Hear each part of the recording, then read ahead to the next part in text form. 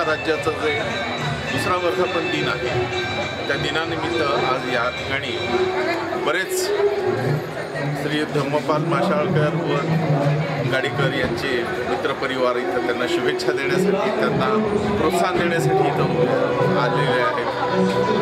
मी स्वतः राजरत्न फडतरे जनता राज्याच्या प्रगतीस मी शुभेच्छा देतो आणि उत्तरोत्तर त्यांचं काम वाढतच जाईल याबद्दल मी आशा व्यक्त करतो।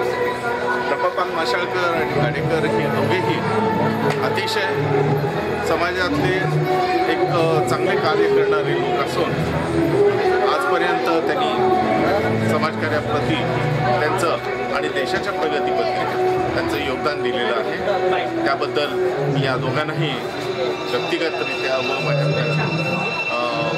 वंचित बहुजन आघाडीच्या वतीने मी त्यांना शुभेच्छा देतो। जय हिंद।